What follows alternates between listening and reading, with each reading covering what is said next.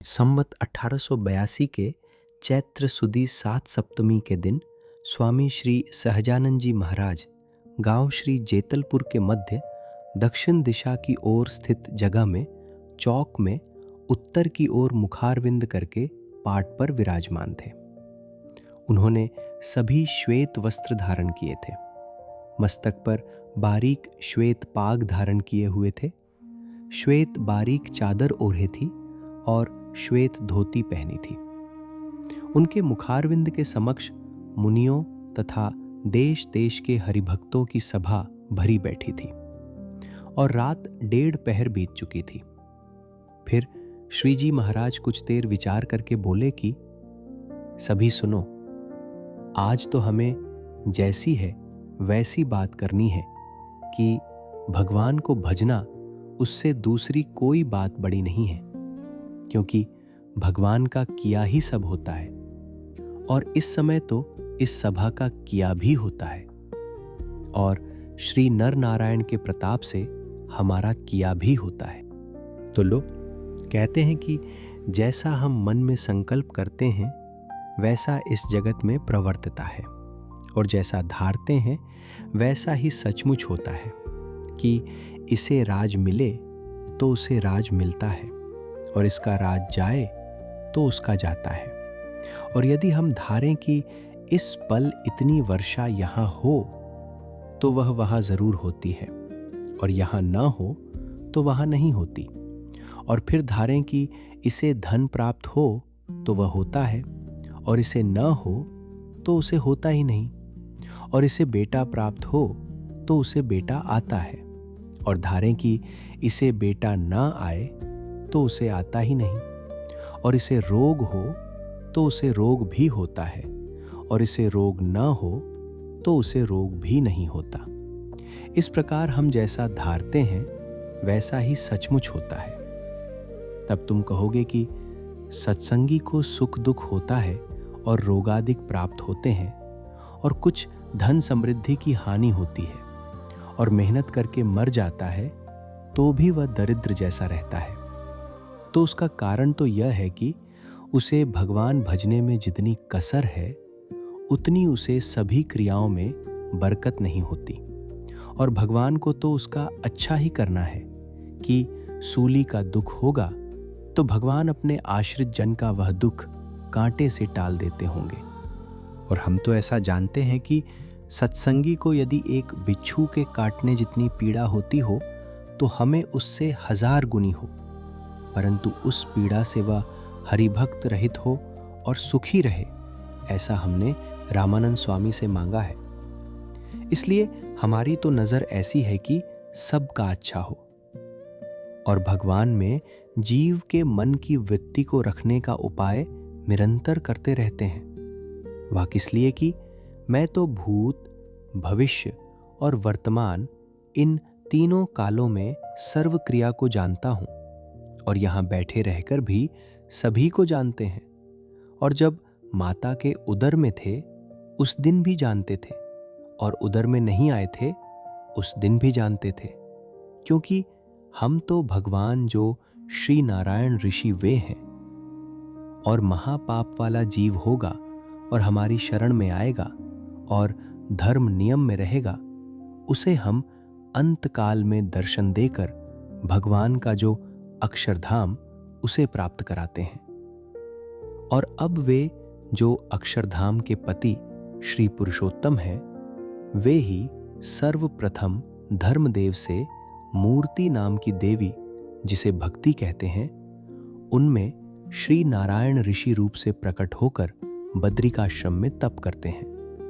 और वे श्री नारायण ऋषि इस कलयुग में पाखंडी मतों का खंडन करने और अधर्म के वंश का नाश करने और धर्म के वंश को पुष्ट करने और धर्म, ज्ञान, वैराग्य से सहित जो भक्ति उसका पृथ्वी पर विस्तार करने के लिए श्री धर्मदेव से भक्ति माता में नारायण मुनि रूप से प्रकट होकर इस सभा में विराजते हैं। ऐसा कहकर अपने जनों को अत्यंत मग्न कर दिया और फिर बोले कि हम बार बार श्री नारायण देव की मुख्यता की बात लाते हैं, उसका तो यही रहस्य है कि पुरुषोत्तम अक्षरधाम के धामी जो श्री नरनारायण, वे ही इस सभा में नित्य विराजते हैं, इसलिए मुख्यता लाते हैं। और इसलिए हमने अपना रूप जानकर लाखों रुपयों का खर्च करके शिखरबंद मंदिर श्री अहमदाबाद में बनवाकर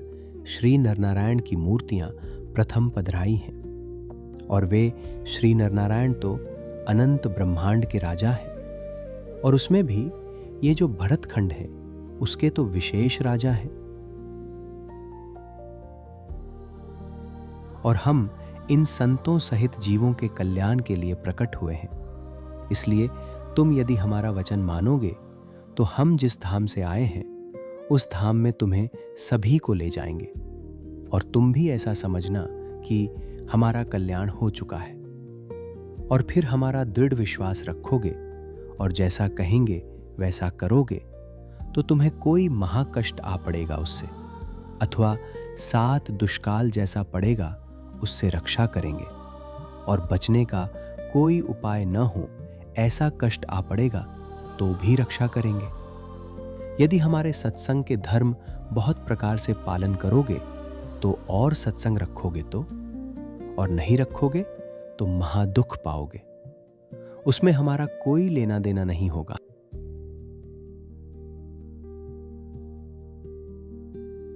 और हमने तो इस समय किसी बात को अधूरा नहीं रखा है। और देखो ना, इस जेतलपुर गांव में हमने कितने ही यज्ञ किए और कितने ही वर्ष हुए यहाँ रहते हैं। और देखो ना, इस तालाब में हम सभी संतों सहित हजारों बार नहाए हैं। और जेतलपुर गांव में हम घर घर 100 बार फिरे हैं और घर घर भोजन किए हैं। और इस गांव की सीमा और गांव उसे वृंदावन से भी विशेष लीला भूमि बना दिया है। ऐसी बात महाराज कर रहे हैं। इतने में ही आकाश में एक बड़ा तेज का गोला दिखाई दिया, और उस एक गोले के 3 गोले हो गए और महल के ऊपर कुछ देर आकाश में दिखाई देकर अदृश्य हो गए। तब सभी ने कहा कि हे महाराज, वहां क्या था? तब महाराज ने कहा कि ब्रह्मा, विष्णु और शिव, वे 3 देव नित्य इस संत की सभा के और हमारे दर्शन करने आते हैं, परंतु आज तो विमान सहित हरी इच्छा से तुम्हें दिखाई दिए।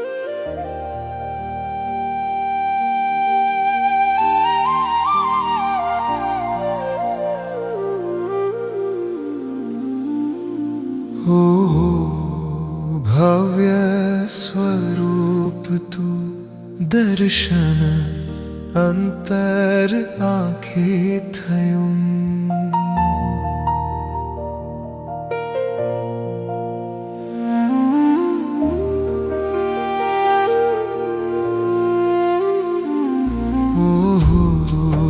भव्य स्वरूप तू दर्शन अंतर आखे थयुं।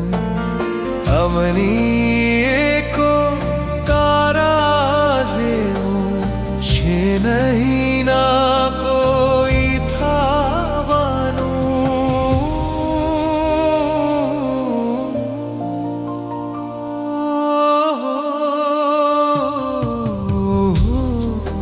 भव्य स्वरूप